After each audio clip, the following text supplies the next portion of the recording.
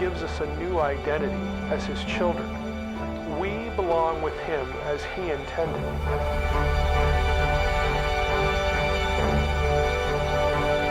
The Bible says we will one day replace the rebellious sons of God in His divine counsel. He also gives us a mission. We're here to grow God's family.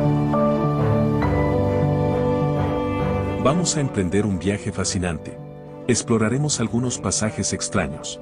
Volveremos a examinar algunos familiares con significados ocultos a simple vista. Examinaremos la Biblia a través de la cosmovisión sobrenatural de sus escritores.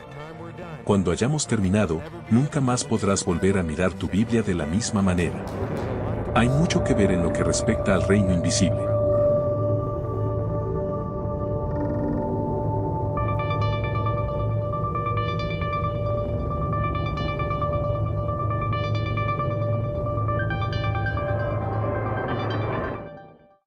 La Biblia nos pide que creamos muchas cosas extrañas sobre el mundo espiritual. Al principio podríamos sentirnos tentados a ignorarlas, pero si decimos que creemos en la Biblia, no podemos evitar estos conceptos. Gran parte de lo que creemos saber sobre el mundo de los espíritus no es cierto. Ha sido filtrado a través de siglos de tradición eclesiástica. Y para los escritores bíblicos, el reino invisible era el hogar de algo más que ángeles y demonios. Había otros actores más importantes. Entonces, ¿crees lo que está en tu Biblia? La roca de Cesarea de Filipo podría ser la pared rocosa más imponente de Israel. Imagínate pararse frente al rostro de 150 metros de ancho y escuchar las palabras de Jesús. Sobre esta roca edificaré mi iglesia. Este es el lugar donde estaban Jesús y sus discípulos, el escenario de la confesión de Pedro. Y cuando Jesús añadió, y las puertas del infierno no podrán resistir a la iglesia. Él sabía de lo que hablaba. ¿Puertas al infierno? ¿En serio? Los autores de las Escrituras creen que los dioses de las naciones eran reales. Mira atentamente el Salmo 82. Dios se alza en la asamblea divina y dicta sentencia en medio de los dioses. Cuando realmente miras el Salmo 82:1, es algo impactante, pero ahí está, tan claro como el día. Dios preside a una asamblea de dioses, a los que llama sus hijos. Simplemente no estamos acostumbrados a pensar en las huestes celestiales en esos términos. El Salmo 89 dice lo mismo sobre el consejo de Dios en los cielos. Dios muy temido en el consejo de los santos. La palabra hebrea traducida dioses en el Salmo 82 es Elohim. La mayoría de las veces debería traducirse como de mayúscula, Dios. Pero a veces es plural. Y el Salmo 82:1 tiene ambos. El problema para nosotros es que pensamos que esto es un problema del monoteísmo, pero no lo es. Nos enseñan a asociar la palabra, Dios, con un conjunto específico de atributos únicos. Por eso hacerlo plural nos incomoda mucho. Pero la palabra Elohim no se trata de un conjunto de atributos únicos. La propia Biblia nos lo dice.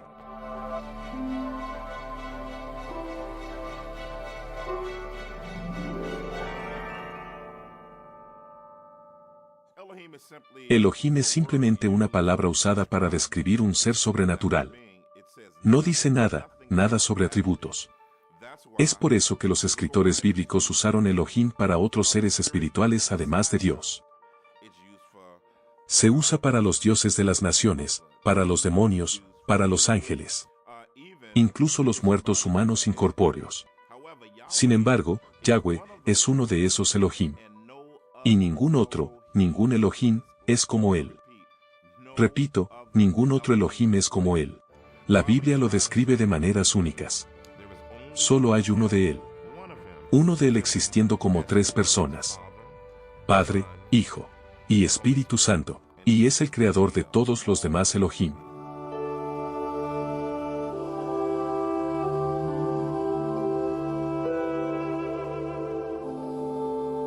El Salmo 82 sitúa a las huestes celestiales en un concilio. Ese término es apropiado porque estos seres participan en el gobierno de Dios sobre el mundo. Ciertamente Dios no necesita su ayuda, pero les deja participar. Considera la extraña historia que el profeta Micaías le contó al malvado rey israelita Acab. Respondió Micaías: por tanto, escucha la palabra del Señor. Yo vi al Señor sentado en su trono, y todo el ejército de los cielos estaba junto a él, a su derecha y a su izquierda. Y el Señor dijo: ¿quién inducirá a Acab para que suba y caiga en Ramot de Galaad? Y uno decía de una manera, y otro de otra. Entonces un espíritu se adelantó, y se puso delante del Señor, y dijo: yo le induciré. Y el Señor le dijo: ¿cómo? Y él respondió: saldré y seré espíritu de mentira en boca de todos sus profetas. Entonces él dijo: le inducirás y también prevalecerás. Ve y hazlo así.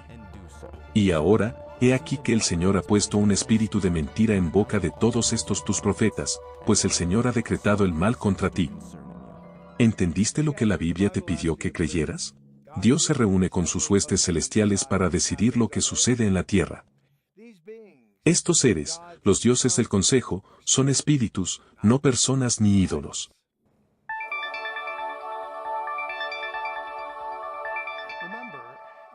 Recuerda, Yahweh el Dios de Israel es un Elohim, un ser espiritual. Pero ningún otro Elohim es Él es único en su especie. Él es el Dios verdadero con D mayúscula. Solo Él es el Creador soberano perfecto. Él es el Dios altísimo. El Salmo 82:6 dice que Dios tiene hijos. Hijos del Altísimo es la frase. Yo dije: vosotros sois dioses, y todos sois hijos del Altísimo. ¿Quiénes son estos hijos de Dios? Suena extraño. ¿Qué pasa con Jesús? ¿Cómo pueden existir todos estos otros hijos de Dios? La respuesta se encuentra en versículos como Juan 3:16, donde se describe a Jesús como el único Hijo de Dios. Algunas traducciones dicen, unigénito. Pero la palabra en realidad significa único, único en su clase. ¿Por qué Jesús es único? El Nuevo Testamento dice que Él es Dios, el único Dios increado encarnado. Ninguno de los otros hijos de Dios encaja en esa descripción.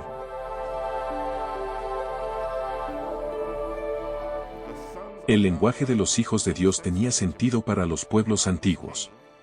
Dios era rey, y los reyes asignaban a sus hijos puestos de alto rango en su gobierno. Lo mismo ocurre en el reino invisible. Es importante porque el lenguaje de la filiación nos recuerda que Dios quiere una familia. Su familia se extiende tanto al mundo invisible como a la tierra, y esas dos familias se unen en el Edén.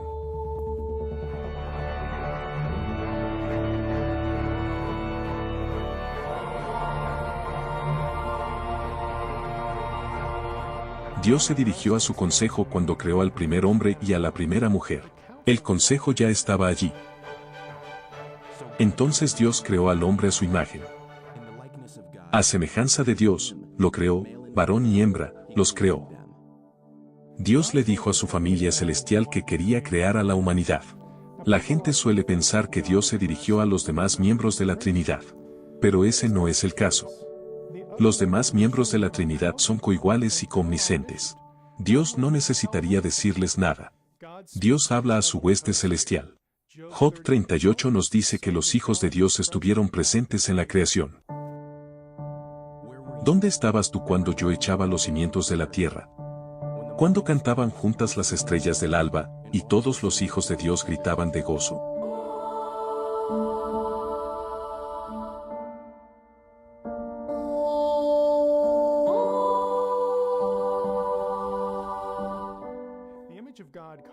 El concepto de imagen de Dios nos ayuda a comprender cómo los humanos y las huestes celestiales son como Dios. Ambas familias de Dios lo representan. Los hijos sobrenaturales de Dios lo representan en el reino invisible. Y nosotros aquí en la tierra. ¿Cómo representamos a Dios? Vimos cómo los seres divinos participan en el gobierno de Dios.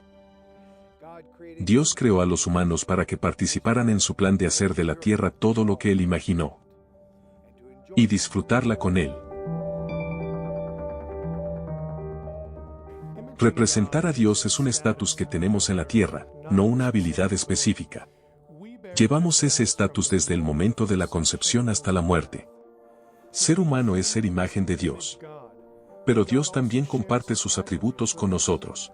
Comenzando con Adán y Eva, se suponía que debíamos cuidar la creación y desarrollarla. Dios quería que toda la tierra fuera como el Edén.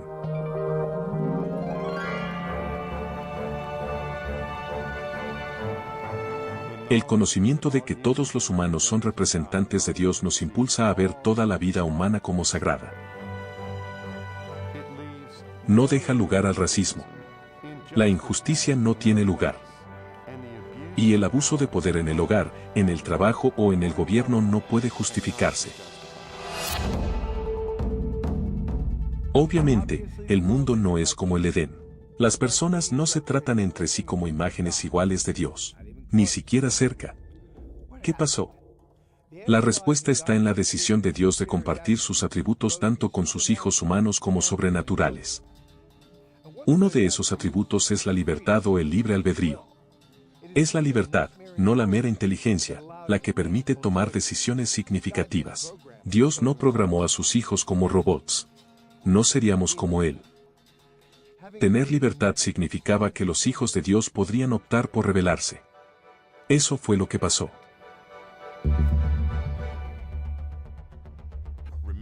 Recuerda que no tenemos la naturaleza perfecta de Dios, aunque tanto los humanos como los hijos celestiales de Dios lo representan en sus respectivos reinos. Dios nos dice en Job 15 que Él no confía en sus santos. Él sabe que pueden fracasar. He aquí, Dios no confía en sus santos, y ni los cielos son puros ante sus ojos. El Edén era el hogar y sede de Dios, allí residían sus familias sobrenaturales y terrenales. Dios quería que lo imitaran a su manera. Cielo y tierra, mezclados, en una sola familia. Pero a un miembro de la familia no le gustó la idea. Todos hemos oído hablar de la serpiente en el Edén. ¿Pero por qué una serpiente? ¿Qué se supone que nos dice? Los antiguos sabían cómo interpretar esta escena. Asumimos que la serpiente es simplemente un animal. Su forma es importante. Pero la historia no trata sobre zoología. La historia trata sobre una rebelión sobrenatural. Isaías alude a esa rebelión. Por encima de las estrellas de Dios levantaré mi trono, y me sentaré en el monte de la asamblea. Me haré a mí mismo semejante al Altísimo. Isaías está hablando de los hijos de Dios en la asamblea. Al igual que Job, se refiere a ellos como estrellas. Estuvieron presentes antes del Edén. Ezequiel 28 también menciona la rebelión en el Edén. En el caso de Ezequiel, un querubín guardián es expulsado del Edén. Eras un querubín guardián ungido. Y te puse en el monte santo de Dios. Caminaste en medio de piedras de fuego. Las antiguas tablillas mesopotámicas hablan de querubines guardianes del trono y los describen como serpientes y dragones.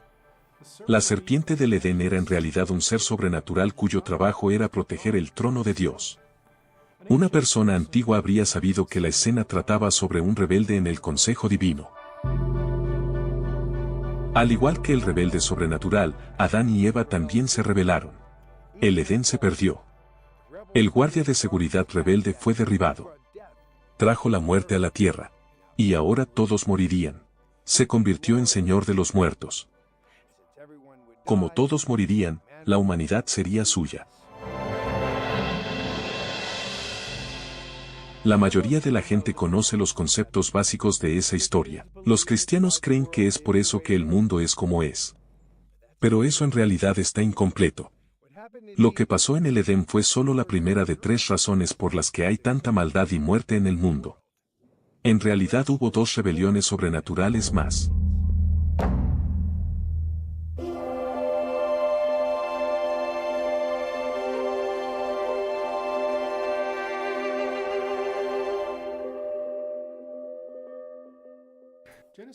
Génesis 6 describe la segunda rebelión sobrenatural.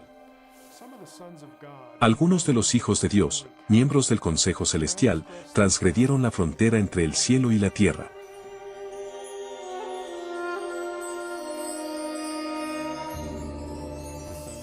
Los hijos de Dios vieron que las hijas de los hombres, que eran hermosas, Y había gigantes en la tierra en aquellos días, y también después. Cuando los hijos de Dios se unieron a las hijas de los hombres. Y les nacieron hijos. Tanto Pedro como Judas hacen referencia a esta historia en el Nuevo Testamento. Dios no perdonó a los ángeles que pecaron, sino que los arrojó al Tártaro, y los entregó a fosos de tinieblas, reservados para juicio. Y no perdonó al mundo antiguo, sino que guardó a Noé. Judas también nos habla del juicio de estos ángeles. Y a los ángeles que no conservaron su señorío original, sino que abandonaron su morada legítima, los ha guardado en prisiones eternas, bajo tinieblas para el juicio del gran día. Ambos escritores entendieron que Génesis 6 registra la segunda rebelión sobrenatural. Los hijos caídos de Dios fueron enviados al Tártaro por su transgresión. Tártarus es una palabra griega que designa el reino de los muertos, lo que consideramos el infierno. Allí permanecerán hasta el día del Señor, al final de los días. Un término como ángeles caídos nos hace pensar en demonios como los que Jesús expulsó. Pero los rebeldes de Génesis 6 están encarcelados, por lo que no pueden ser los demonios que encontró Jesús. Entonces, ¿de dónde vinieron? La respuesta está en la descendencia producida por la unión prohibida entre los hijos de Dios y las mujeres en Génesis 6. Esa descendencia fue conocida como Nefilim. Eran gigantes. Sus descendientes se convirtieron en los clanes gigantes contra los que lucharon Moisés y Josué.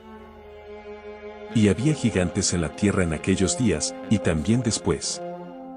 En los libros de Números y Deuteronomio, aprendemos sobre los gigantes con los que se toparon Moisés y Josué. No solo descendieron de los Nefilim, sino que también recibieron otros nombres como Anaseos y Refaim. Este último se destaca. Varios pasajes de la Biblia describen los espíritus muertos de los refaítas en el reino de los muertos, lo que consideraríamos el infierno. Los escritores judíos extrabíblicos creen que los demonios, como los descritos en los evangelios, eran espíritus incorpóreos de los gigantes.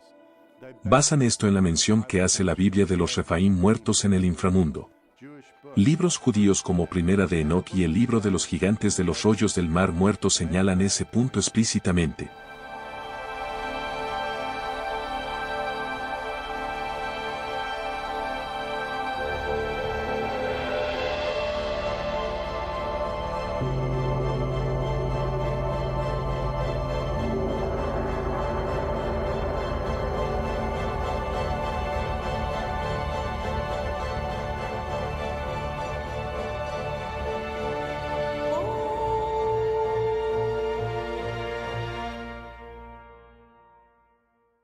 Si los demonios provienen de gigantes muertos. ¿Qué pasó con los gigantes? Lo creas o no, la respuesta proviene de una historia muy conocida. Dios le dijo a Josué que destruyera poblaciones enteras en la tierra de Canaán. Pero si lees atentamente el relato de la conquista, también verás lugares donde Dios le dijo a Josué que solo los expulsara, no que los matara. Ahora bien, esto parece inconsistente. Sin embargo, cuando comprendes el fundamento sobrenatural de lo que Dios quería que Josué hiciera, las cosas se vuelven más claras. Es fascinante descubrir que la conquista en realidad comenzó con los gigantes. Moisés inicialmente envió 12 espías a la tierra. Informaron sobre los lugares que habían visitado y donde habían visto los anaseos gigantes. 10 de los 12 espías convencieron al resto del pueblo de que no podrían vencer a los anaseos. Dios juzgó a Israel con 40 años de vagancia. Observa que los gigantes fueron un punto focal desde el comienzo del esfuerzo de conquista. Al final de los 40 años, Dios llevó a Israel por el lado este del Jordán. Les dijo que no molestaran al pueblo de Moab y Amón, ya que los clanes gigantes en esas tierras ya habían sido eliminados por el pueblo de Esaú, parientes de los israelitas.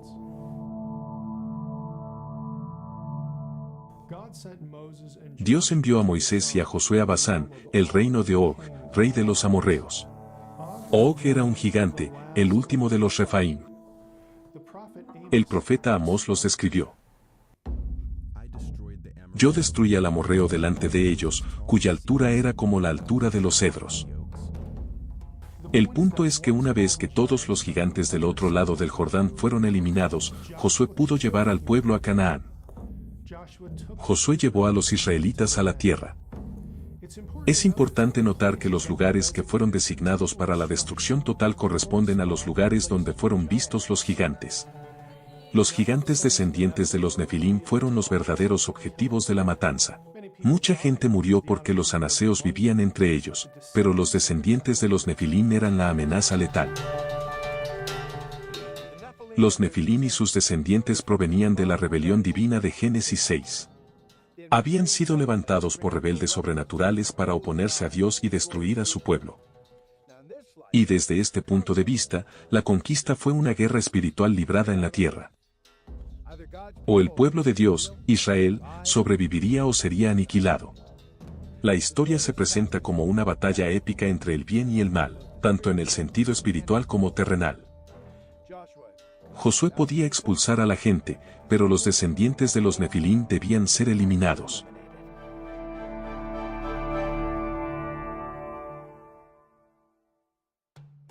Por eso, cuando Josué definió la victoria en la conquista, dijo que ya no había anaseos en la tierra. Los únicos que quedaron fueron a las ciudades filisteas. Una de esas ciudades fue Gat, el hogar de Goliat y sus hermanos. Con el tiempo, David completaría la tarea de eliminar a los descendientes de los Nefilim. En última instancia, la conquista se trata de que Dios proteja a sus propios hijos contra una amenaza con poder cósmico, empeñada en impedir que Yahweh restablezca el Edén. El programa original de Dios era que Adán y Eva extendieran el Edén por toda la tierra. Todo el pueblo debía ser el pueblo de Dios. Toda la tierra iba a ser dominio de Dios. Pero eso se arruina y se destruye. Pero Dios nunca se da por vencido en su plan original. Dios llamó al pueblo a sí mismo, la nación de Israel.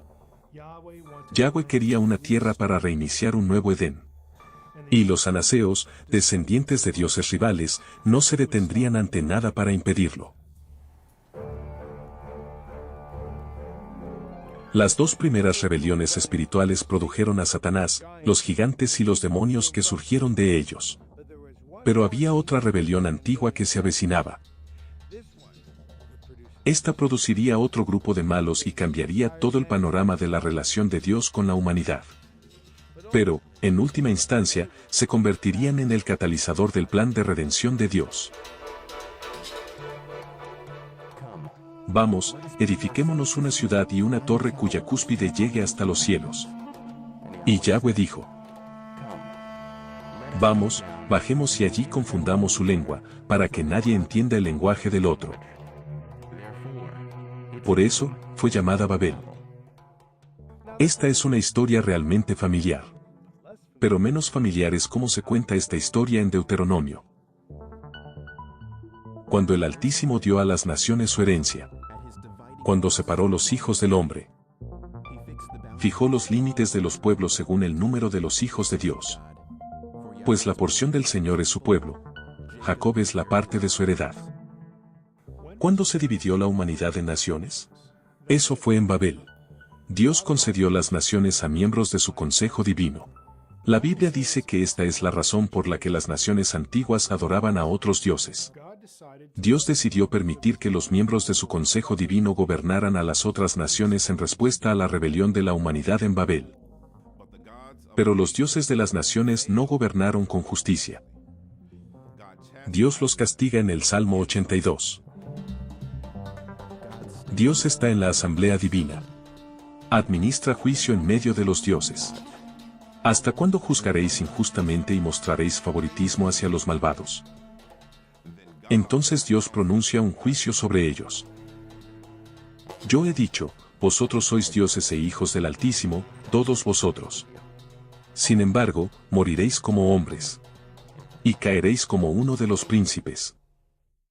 Los dioses serán juzgados, castigados y morirán. Es sorprendente leer estas cosas. Dios está tan enojado con sus corruptos hijos celestiales que los condena. Algunos pasajes de los profetas sitúan el cumplimiento de este castigo en los últimos tiempos, en el día del Señor. Porque la ira de Jehová es contra todas las naciones. y su ira contra todo su ejército. Todo el ejército del cielo se pudrirá. Todo su ejército se marchitará. En aquel día Jehová castigará al ejército del cielo en el cielo, y a los reyes de la tierra, en la tierra. Esta situación está en el centro de lo que los estudiosos llaman geografía cósmica. Es la idea de que las naciones alrededor de Israel estaban bajo el dominio de otros dioses hostiles. Esas naciones, y sus dioses, rodearon la tierra santa de Israel. La porción de la tierra, de Yahweh.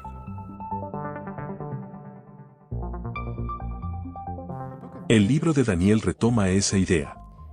Revela que seres sobrenaturales gobiernan naciones individuales. En otras palabras, las inteligencias malignas influyen en la geopolítica de esas naciones. Pero el príncipe del reino de Persia estuvo delante de mí durante 21 días, y he aquí, Miguel, uno de los príncipes principales, vino a ayudarme. Cada una de estas naciones tiene un príncipe sobrenatural, término que significa gobernante. Ahora vuelvo a luchar contra el príncipe de Persia. Y he aquí, vendrá el príncipe de Grecia. Y no hay nadie que contienda conmigo contra estos seres, excepto Miguel, vuestro príncipe. Miguel es el guardián de Israel.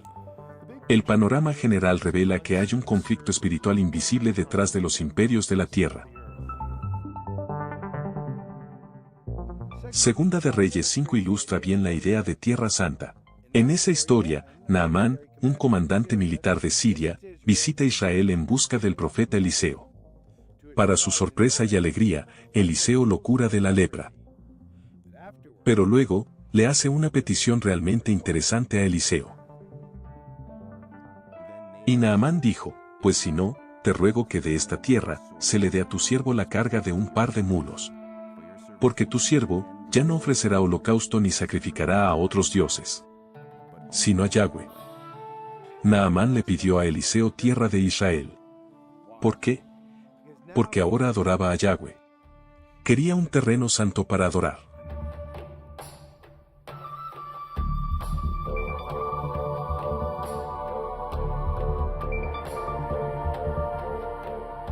La geografía cósmica es algo que vemos mucho en la Biblia. Se trata de Tierra Santa, un lugar para que Yahweh habite con su pueblo, como el Edén. ¿Nos damos cuenta de cuán dramático fue realmente el juicio de Babel? Cuando todo terminó, Dios no tenía relación con la humanidad. Pero Dios todavía quería una familia. Y ya tenía un plan para solucionar ese problema. Comenzó con un hombre llamado Abraham. La Biblia relata muchas historias de Dios hablando desde el cielo. Pero Dios hizo algo más dramático cuando se trataba de Abraham, Isaac y Jacob. Apareció como un hombre. Tanto Génesis como Hechos nos dirán que Dios vino a Abraham en una visión. Las visiones son algo que ves. El Antiguo Testamento a menudo describe a Dios en términos visibles. De pie, sentado, caminando. Las voces invisibles no se sientan y caminan, ¿verdad? Dios aparece como hombre en el Antiguo Testamento. Muy a menudo como el ángel del Señor. Jacob se encontró por primera vez con Yahweh en Betel, un hombre que era más de lo que parecía ser, luchó con él allí. Ese hombre fue descrito por el profeta Oseas como un ángel y un Elohim. Por eso el ángel del Señor pudo decir, yo soy el Dios de Betel. Eso es increíble. Un ángel se refiere a sí mismo como Dios. Pero aún más sorprendente es la cita de Génesis 48 donde Jacob bendice a los hijos de José antes de morir. El Dios ante quien caminaron mis padres Abraham e Isaac.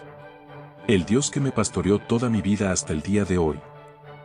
El ángel que me redimió de todo mal. Que bendiga a los muchachos. La oración de Jacob tiene 3 líneas. Que el Dios ante quien caminaron mis padres. Que el Dios que me pastoreó. Y en la tercera línea donde esperamos que mencione a Dios. Nuevamente, intercambia, que el ángel que me redimió del mal. Y luego dice, que bendiga a los niños. No que ellos bendigan a los niños, pero que el ángel los bendiga. Eso es lo que dice el texto hebreo. Jacob identificó al ángel con Dios. Génesis traza intencionalmente un paralelo entre la identidad del ángel del Señor y Yahweh, pero es aún más profundo. Otros dos conceptos están asociados con el ángel. Son la palabra y el nombre.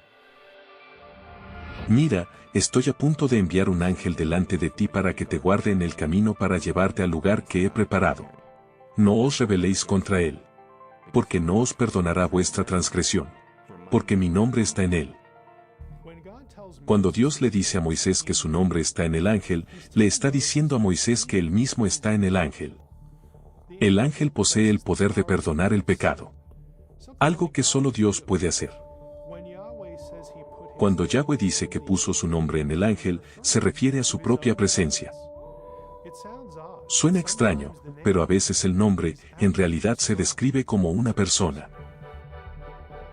Mirad, el nombre de Yahweh viene de lejos, ardiendo con su ira y con la pesadez de la nube. La Biblia hace eso porque el nombre puede ser una persona. Incluso hoy en día, los judíos practicantes que no quieren pronunciar el nombre de Dios se refieren a Dios mismo como Hashem. Eso en hebreo significa, el nombre. Esto nos recuerda la zarza ardiente donde Dios revela su nombre. Éxodo 3 dice que tanto Dios como el ángel estaban en esa zarza. Y llegó Moisés al monte. Y se le apareció el ángel de Jehová, en una llama de fuego, en medio de una zarza. Y vio Jehová que se volvía para mirar. Y Dios lo llamó desde en medio de la zarza. Yahweh revela su nombre a Moisés en la zarza ardiente. Jesús también reveló el suyo. He revelado tu nombre. Por supuesto que los judíos ya conocían el nombre de Dios, estaba en su Biblia. Jesús estaba diciendo que les había manifestado a Dios. Si lo habían visto a Dios. La aparición de Dios como hombre en el Antiguo Testamento preparó a las personas para recibir a Dios como hombre. En Jesús. En su camino hacia la tierra prometida, Dios le dio a Israel la ley. Pero la obediencia a la ley no fue la forma en que los israelitas obtuvieron la salvación. Así fue como mostraban lealtad a Yahweh. Les ayudaría a vivir en armonía con Dios y entre sí. La salvación en la Biblia es la misma en ambos testamentos. Los israelitas tenían que creer que Dios era el Dios de todos los dioses. Los hizo para que estuvieran con Él como su familia porque los amaba. Necesitaban negarse a adorar a cualquier otro Dios. La salvación hoy y en el Nuevo Testamento plantea la misma exigencia de manera diferente. Debemos creer que el Dios de todos los dioses vino a la tierra como hombre en Jesucristo. Debemos creer que Él nos amó lo suficiente como para morir en la cruz para que podamos estar en la familia de Dios para siempre. Y debemos poner nuestra fe únicamente en Cristo y en ningún otro Dios. La ley enseñó a la gente cómo acercarse a Dios. Dios es santo. Y el espacio que ocupa es sagrado. El espacio sagrado es espacio físico, apartados y dedicados al uso y servicio de Dios. La ley mosaica comprende 613 leyes. Muchas de ellas suenan bastante extrañas. No se podían comer mariscos ni combinar diferentes tipos de materiales en la ropa. Había toda una letanía de animales y comportamientos limpios e impuros. Estas leyes trataban sobre la pureza ritual. Enseñaron a la gente que el espacio ocupado por la presencia de Dios era diferente al espacio de su vida. La geografía cósmica abarca el espacio sagrado. La parte más santa de la tierra era donde estaba la presencia de Dios. Ciertas leyes alertaban a un israelita sobre la idea de que el espacio vital de Yahweh era especial. Los sacrificios recordaban esto a los israelitas y también purificaban el espacio y los objetos sagrados para que el pueblo de Dios pudiera adorarlo. El espacio sagrado abarca más que la purificación de las cosas físicas. Distingue entre lo que es santo y lo normal. Incluso marcaba el territorio impío fuera de la tierra de Yahweh.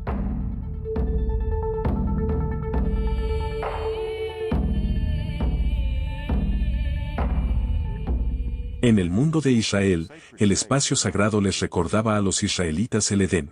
Era el lugar donde Dios vivía y donde deseaba que vivieran los humanos. El diseño del candelero de oro y el lugar santo del tabernáculo eran un recordatorio del árbol de la vida. El salón del trono de Dios, el lugar santísimo, donde el arca de la alianza estaba delimitada por un velo. La tapa del arca funcionaba como un trono para Dios. Esto hace eco de la presencia de Dios en el Edén. Sobre el arca estaban sentados dos querubines, tal como los querubines custodiaban la entrada al Edén. Exuberantes decoraciones de vegetación, flores, palmeras, leones y granitos de palmeras llenaban el tabernáculo. Recordaban a los israelitas la primera morada de Dios en la tierra. El jardín del Edén. Quizás te preguntes cómo funcionaba la geografía cósmica antes de que Israel entrara en esa tierra. El campamento israelita era Tierra Santa. Fuera del campamento estaba el dominio de los dioses menores de Babel.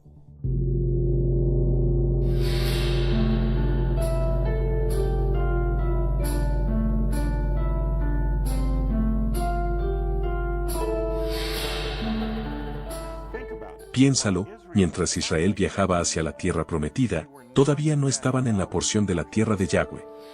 Las leyes sobre el espacio sagrado enseñaron a los israelitas que el pueblo de Yahweh era sagrado. Su hogar era sagrado y otras naciones estaban alejadas de Dios.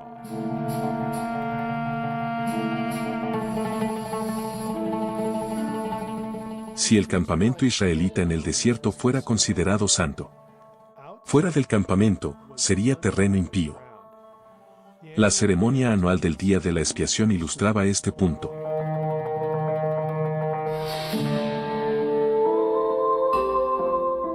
En la ceremonia participaban dos cabras. Se sacrificaba una cabra, pero la otra no. La sacrificada era para el Señor. La que quedaba viva, era para Azazel. Entonces Aarón echará suerte sobre los dos machos cabríos. Una suerte para Yahweh. Y otra para Azazel. Pero deberá presentar vivo delante de Jehová el macho cabrío sobre el cual cayó la suerte para Azazel, para hacer expiación por sí mismo. Y enviarlo al desierto a Azazel.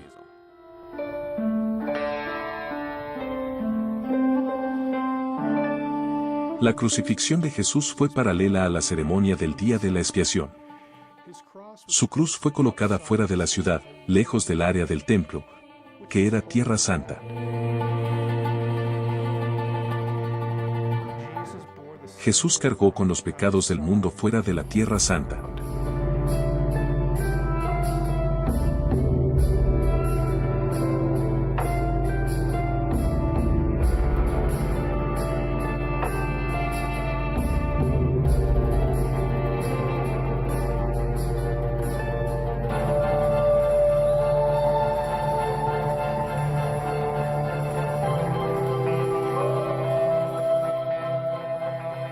¿Por qué los poderes de las tinieblas no entendieron lo que sucedería en la cruz?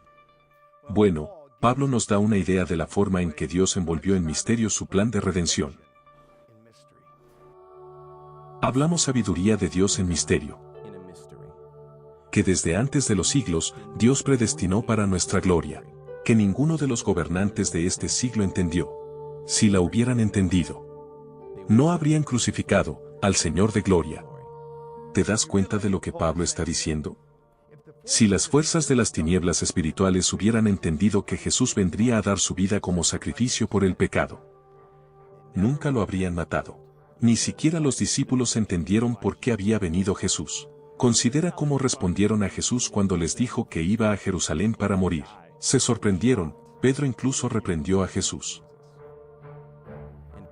Pero Pedro, llevándolo aparte, comenzó a reprenderlo, diciendo: no lo permita Dios, esto nunca te sucederá. Pero él se volvió y dijo a Pedro: ponte detrás de mí, Satanás. Jesús no se iba a dejar. Jesús estaba en una misión divina secreta. El Antiguo Testamento deja pistas esparcidas por decenas de lugares sobre el plan de Dios. pero no lo explica todo en un solo lugar. Dios no quería que los poderes de las tinieblas conocieran el plan. Los inteligentes seres malignos sobrenaturales sabían que el profetizado hijo de David había llegado. Mateo registra un encuentro. 2 endemoniados que salían de entre los sepulcros le encontraron. Clamaron diciendo, ¿qué tienes que ver con nosotros, Hijo de Dios? ¿Has venido aquí para atormentarnos antes de tiempo? Reconocieron a Jesús, pero sus palabras nunca indican que entendieron lo que Jesús estaba haciendo. Las fuerzas de las tinieblas fueron engañadas para que conspiraran para matar a Jesús. Fue una dirección divinamente diseñada. El mal inteligente, Satanás, los demonios, los dioses menores, no lo saben todo. Solo Dios lo sabe todo. Y Él está de nuestro lado. ¿Por qué Jesús tuvo que morir? ¿Por qué Dios planearía tal cosa? Para que sus hijos tuvieran vida eterna. Eso es lo que se suponía que era el Edén. La primera rebelión sobrenatural en el Edén trajo la muerte al mundo de Dios. Todos estaban destinados a terminar en el reino de los muertos, donde la serpiente fue arrojada. Había que superar la muerte. Eso significa resurrección, pero no se puede tener una resurrección sin una muerte. Jesús sabía que tenía que hacerse. Se ofreció como voluntario para ese papel. Él moriría en nuestro lugar, resucitaría y vencería la muerte. Dios quiere que creamos en su plan. Él nunca renunció a incluir humanos en su familia. Por eso vino Jesús. No había ningún plan B. Pero a todos los que le recibieron, a los que creen en su nombre, les dio potestad de ser hijos de Dios.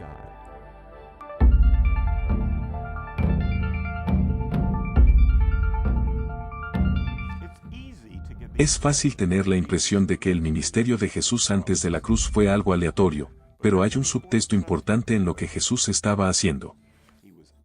Estaba burlando al maligno. Jesús trazó las líneas de batalla cuando declaró, ahora es el juicio de este mundo. Ahora el gobernante de este mundo será expulsado. Y yo, cuando sea levantado de la tierra, atraeré a todos hacia mí. Satanás es el gobernante de este mundo. También es muy inteligente. Satanás sabía que Jesús quería que la mayor cantidad de personas posible fueran parte de la familia y el reino de Dios. Entonces ofreció a Jesús todos los reinos del mundo. Pero con una condición. El diablo lo llevó a un monte muy alto, y le mostró todos los reinos del mundo en su gloria. Y él le dijo, te daré todas estas cosas, si te postras y me adoras. No hay un ejemplo más claro de conflicto cósmico. La oferta de Satanás a Jesús fue real. El imaginarse a Jesús, Yahweh encarnado, postrado, adorando a sus pies. Es su sueño. Es el máximo megalómano. Jesús le dijo a Satanás que ni en sueños. Sabía algo que Satanás no sabía, que iba a morir y luego resucitaría para liberar de la muerte a cualquiera que creyera en él. Dios y su Hijo ya tenían un plan para incorporar personas a la familia de Dios, uno que no implica adorar a Satanás. Cuando Jesús tuvo su confrontación con Satanás, no reveló el plan de Dios. Ese plan era recuperar las naciones del mundo asignadas a dioses menores en Babel. Jesús ni siquiera se lo dijo a sus discípulos hasta un incidente muy específico. ¿Recuerdas esa enorme roca que vimos antes? Es hora de hablar de lo que pasó allí. Jesús llevó a sus discípulos a un lugar llamado Cesarea de Filipo, que lleva el nombre de César y Herodes Felipe. Ese era el nombre romano. Estaba en una zona conocida en el Antiguo Testamento como Besán. Los cananeos creían que Besán contenía puertas al inframundo, las puertas del infierno. Pero en los tiempos del Nuevo Testamento, había sido la ciudad de Pan, Paneas, una de las ciudades de Decápolis. Y la cueva de Pan también era conocida como la puerta de entrada al inframundo. ¿Pero por qué Jesús los trajo allí? Porque el mensaje implícito, cuando Pedro confesó que Jesús era el Mesías, el Hijo de Dios, era que Jesús es el verdadero Mesías, el Hijo de Dios. Y estas estatuas y ese emperador para nada son hijos de Dios. Cesarea de Filipo también estaba ubicada al pie del monte Hermón. En algunos de los rollos del Mar Muerto de la época de Jesús, el monte Hermón era el lugar donde los hijos caídos de Dios descendieron a la tierra antes del diluvio.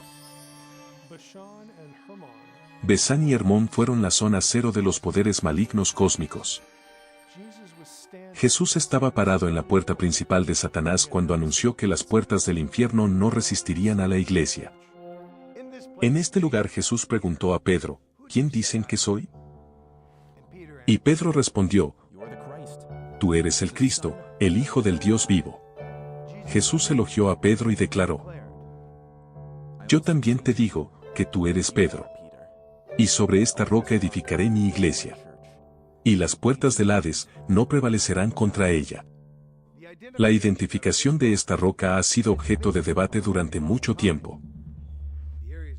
La geografía del área es la clave para entender este pasaje. Con el tiempo, este lugar pasó a ser conocido como la Gruta de Pan. El dios Pan fue representado con cuernos, barba de cabra, nariz torcida, orejas puntiagudas, cola y patas de cabra. Por eso la iglesia primitiva describió al diablo de esa manera.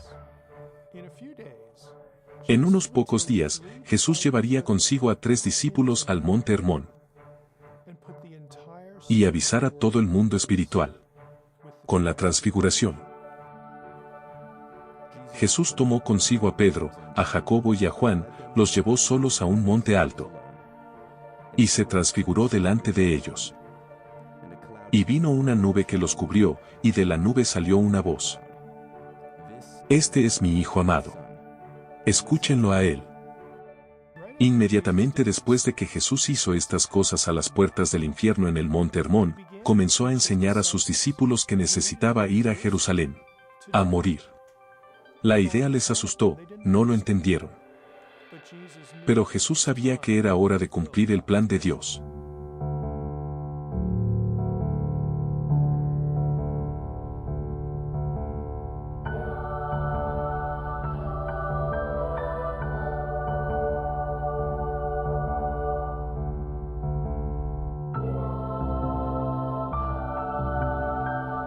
Una semana después, Jesús llegó a Jerusalén para su entrada triunfal. Las provocaciones de Jesús a los poderes sobrenaturales llevaron a que el diablo contraatacara. Satanás entró en Judas, cuya traición en el huerto llevó al juicio de Jesús. Fue acusado ante el sumo sacerdote Caifás, quien le exigió que se defendiera. Entonces el sumo sacerdote le dijo, te conjuro por el Dios viviente, que nos digas si eres tú el Cristo, el Hijo de Dios.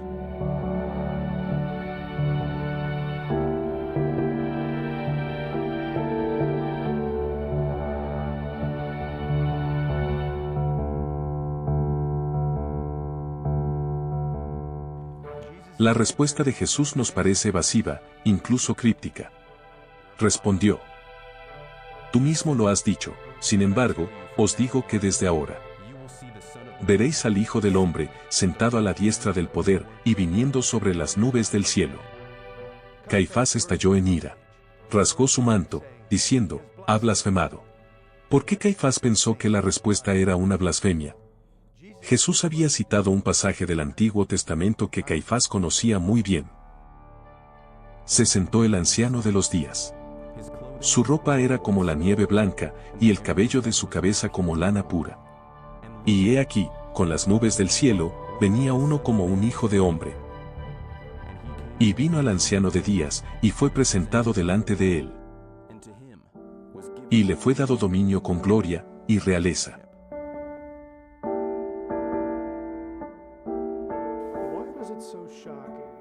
¿Por qué fue tan impactante escuchar a Jesús afirmar que Él era el que venía en las nubes? Porque en todas partes del Antiguo Testamento, esta expresión se usó solo para referirse a Dios mismo. Por ejemplo, en el Salmo 104, Yahweh, el Dios de Israel, hace de las nubes su carroza.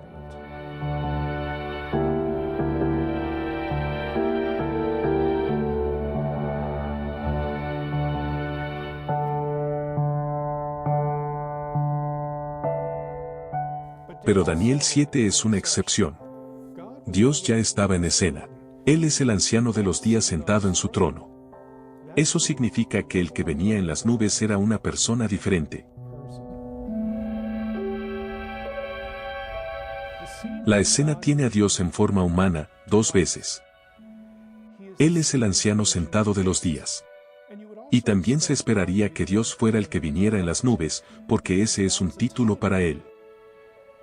Debido a esta escena, la antigua teología judía tenía una doctrina llamada los 2 poderes en el cielo. De hecho, identificaron 2 figuras de Yahweh en esta escena. Jesús afirmó ser uno de ellos, el Hijo del Hombre, cabalgando sobre las nubes.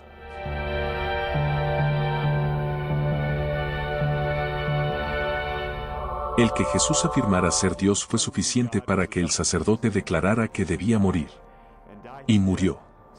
El Salmo 22 nos da una idea del Mesías sufriente en la cruz. Todos los que me ven se burlan de mí. Abren mucho los labios. Menean la cabeza diciendo, él confía en Yahweh. Que lo rescate. Muchos toros me han cercado. Fuertes toros de Basán me han rodeado. Abren contra mí su boca, como un león, desgarrando y rugiendo. Soy derramado como agua, y todos mis huesos están descoyuntados. Mi corazón es como cera. Está derretido dentro de mí.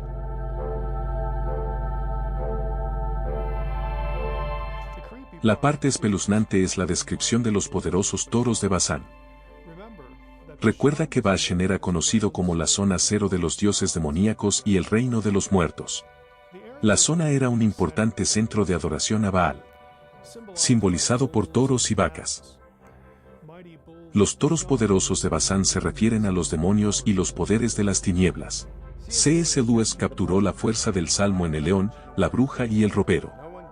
Nadie podrá olvidar cuando Aslan entrega su vida a las hordas de la bruja blanca y muere sobre la mesa de piedra. Pero así como Aslan superó a la bruja blanca, Jesús también convirtió esta aparente derrota en el mayor triunfo de todos los tiempos. Jesús triunfó sobre la muerte. Se le concedió autoridad sobre todas las cosas. Satanás no tiene ningún derecho sobre el pueblo de Dios. Jesús venció la muerte mediante su resurrección.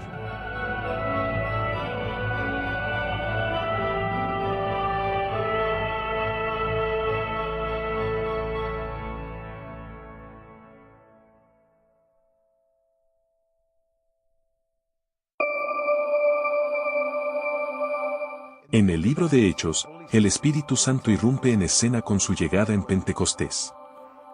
Es una historia familiar para los cristianos.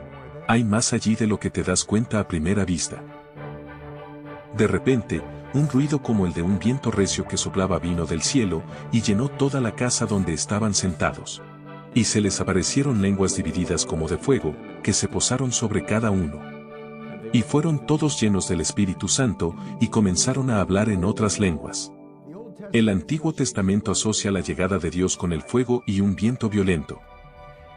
Ezequiel 1 es un buen ejemplo. Los cielos se abrieron, y vi visiones de Dios. Del norte soplaba un viento tormentoso, una gran nube. Y fuego destellando de un lado a otro.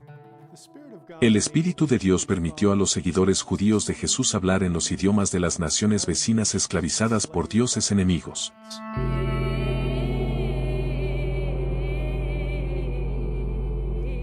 Dios estaba revocando el juicio en Babel. Parte de ese juicio había sido la confusión de idiomas para dividir a las naciones. El Espíritu estaba superando sobrenaturalmente ese obstáculo. Pero hay más cosas que hacer. Pentecostés fue una bofetada a los dioses de las naciones. Su autoridad había sido anulada. Dios iba a recuperar a las naciones. Dios le dio a Jesús resucitado toda la autoridad que una vez les había dado. Por eso, la gran comisión comienza de esta manera. A mí me ha sido dado toda autoridad en el cielo y en la tierra. Por tanto, id, y haced discípulos a todas las naciones. Las naciones enumeradas en Hechos 2 cubren toda la geografía asociada con las naciones desheredadas de Babel. Pentecostés envió el mensaje de que Dios estaba reclamando esas naciones. una vez más podrían ser incluidos en su familia.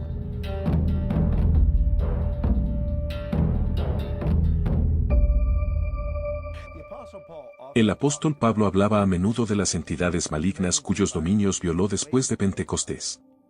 Él entendía la geografía cósmica del Antiguo Testamento. Pablo enumera gobernantes y principados, autoridades, potestades, dominios, señores y tronos. Todos estos términos indican gobierno geográfico. Reflejan cómo el Antiguo Testamento describe la relación entre los mundos invisible y visible. Pablo fue el apóstol a los gentiles. Sabía que se enfrentaba a los antiguos dioses de las naciones, asignados a los pueblos, excluidos de la familia de Dios allá en Babel. Pablo dice algo en el libro de Romanos que nos ayuda a ver que lo que sucedió en Babel influyó en la forma en que pensaba acerca de su misión. Por tanto, después que haya hecho esto, y sellado este fruto para entregárselo, partiré, por vosotros a España. ¿Por qué le importaba a Pablo llegar a España? Por un lado, algunos piensan que es la única nación desheredada que no se menciona en el libro de los Hechos, la tierra de Tarsis. Clemente, el padre de la iglesia primitiva de finales del primer siglo después de Cristo, dice que Pablo fue a los límites de Occidente para abarcar todo el alcance de los gentiles en el Imperio Romano. Habiendo enseñado justicia al mundo entero, y habiendo llegado a los límites de Occidente. En otras palabras, Jonás fue a Tarsis para alejarse de proclamar a los gentiles en Nínive. Pablo fue a España para llegar a los gentiles. En el fin de la tierra, llamado Imperio Romano. Dios sabía que la gran comisión era más grande de lo que Pablo podía imaginar. Nos corresponde a nosotros llevar el Evangelio a los confines de la tierra. Pablo tenía una visión sobrenatural de su propia vida. Se veía a sí mismo apartado como un instrumento para el uso de Dios. Tenemos la misma tarea de invadir las fortalezas demoníacas de este mundo, con el mensaje del amor de Jesucristo. Recuerda nuestra discusión sobre terreno santo e impío. Quizás te preguntes dónde está la presencia de Dios hoy. Y claro, la Biblia nos enseña que Dios está en todas partes, pero en realidad marca su presencia de manera más específica.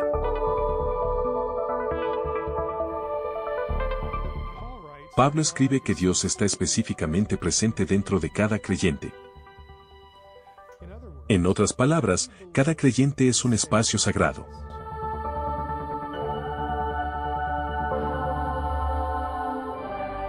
Dios estaba presente en el templo. Lo mismo ocurre hoy donde quiera que los creyentes se reúnan como grupo. La Biblia dice que el pueblo de Dios es colectivamente el templo de Dios.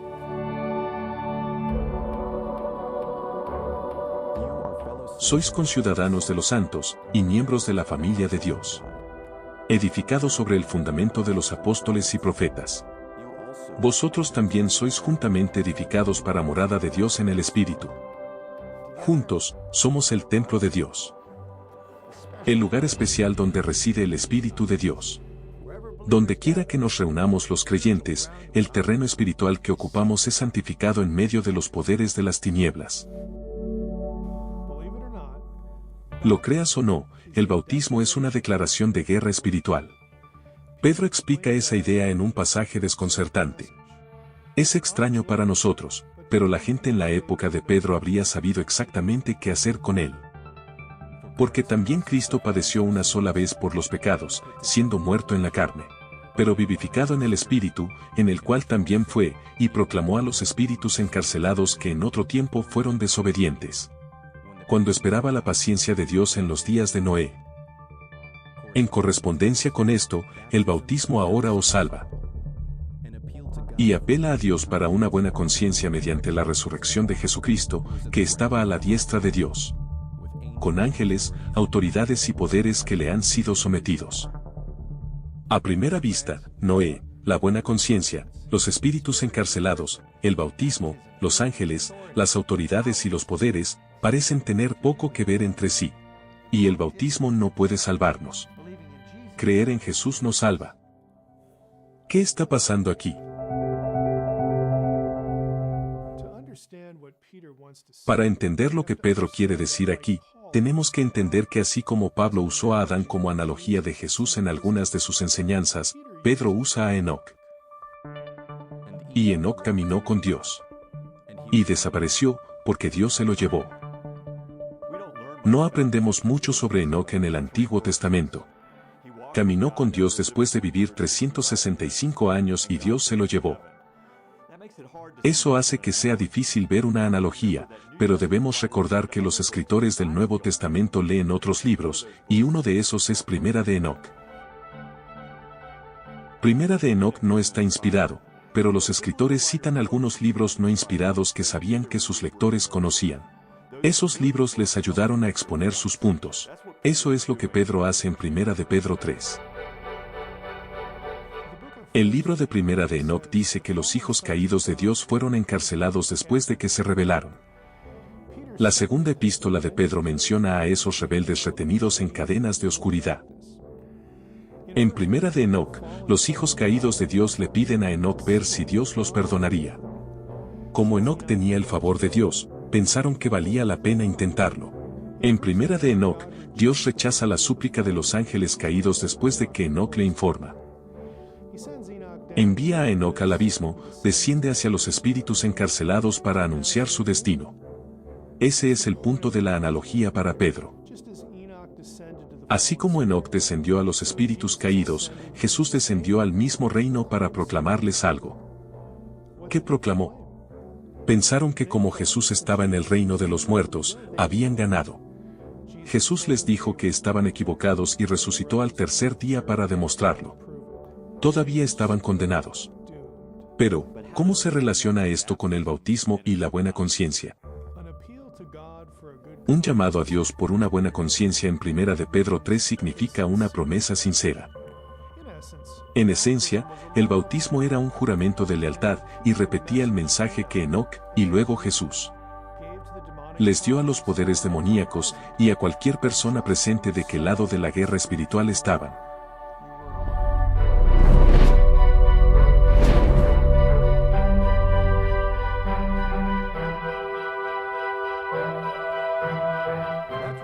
Por eso el bautismo es un instrumento de guerra espiritual. Nos demos cuenta o no, estamos siendo vigilados por ambos lados de esta guerra sobrenatural.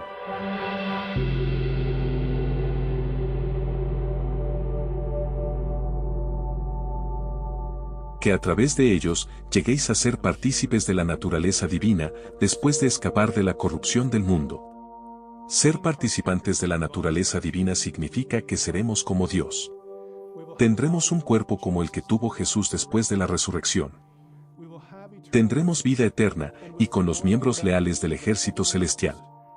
Estaremos en la familia de Dios, y lo adoraremos para siempre. Dios logrará unir a su familia divina y humana por la eternidad. Pero la parte más sorprendente de ser parte de la familia de Dios, es como Jesús, el unigénito Hijo de Dios, nos ve. Cuando Jesús se hizo hombre, fue hecho por un corto tiempo un poco menor que los ángeles. Escucha al escritor de Hebreos. Pero ahora, todavía no vemos que todas las cosas estén sujetas a Él. Pero vemos a Jesús, por un corto tiempo hecho menor que los ángeles, para que, apartado de Dios, gustara la muerte por todos. Debido a que Dios se hizo hombre en Jesús, sus seguidores mortales llegarán a ser como Él. Y miembros de la familia de Dios. Nosotros, somos hermanos de Jesús. Y fruto de su ministerio.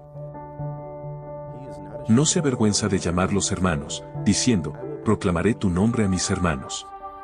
En medio de la asamblea, cantaré alabanzas a ti. Y de nuevo, he aquí, yo y los hijos que Dios me ha dado.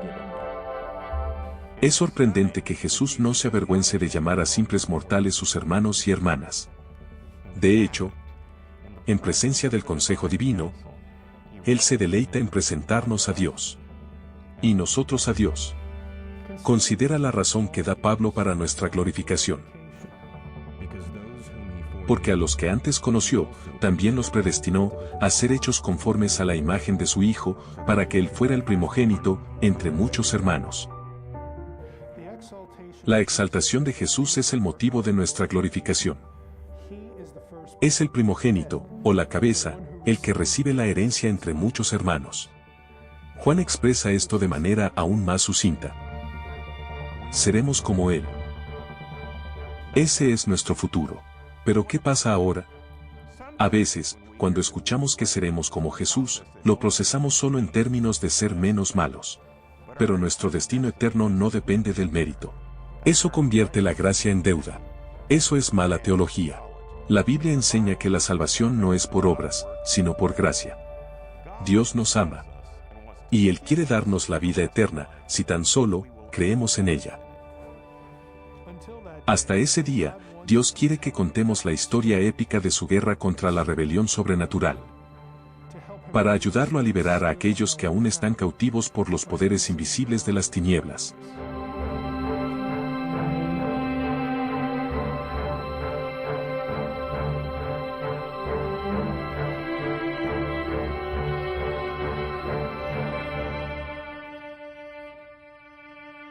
Es bastante obvio que hoy no vivimos en el Edén, el mundo está lleno de oscuridad. Pero el mal sobrenatural no tiene ningún derecho sobre nosotros. Jesús está gobernando a la diestra de Dios. Somos espacio sagrado, ya que el Espíritu de Dios habita en nosotros. Pero esperamos el regreso del Señor para transformar la tierra. Como les gusta decir a los teólogos, el reino ya está aquí. Pero no todavía.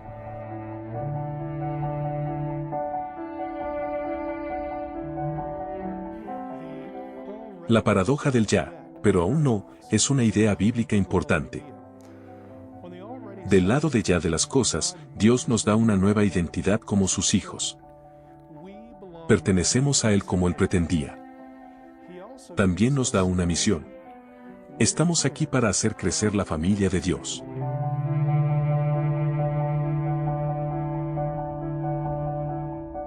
La parte de aún no de nuestra misión es lo que a menudo pasamos por alto.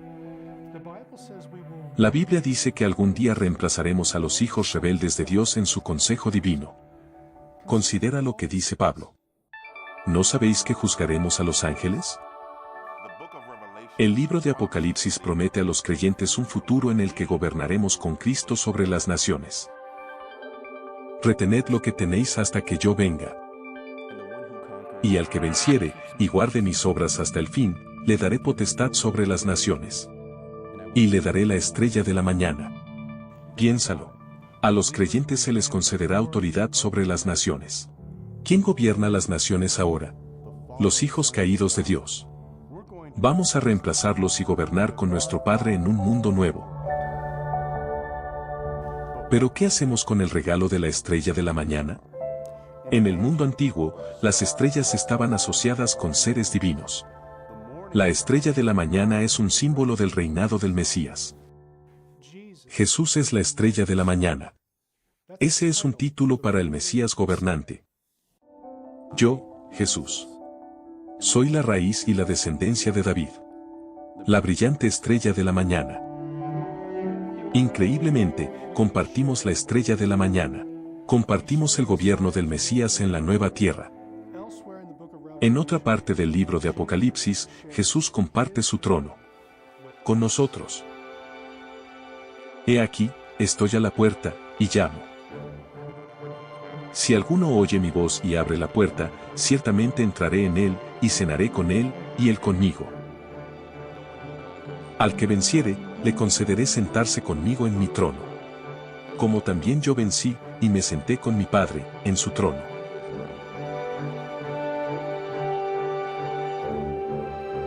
Dios y el hombre se reunirán en comunión. El dominio del mundo volverá a su propio soberano. El cielo volverá a la tierra. Edén será restaurado. Dios nos creó para estar en su familia y disfrutar de su mundo con Él. A pesar de toda la oscuridad del mundo, todavía podemos. Solo necesitamos volvernos a Él y creer en su plan.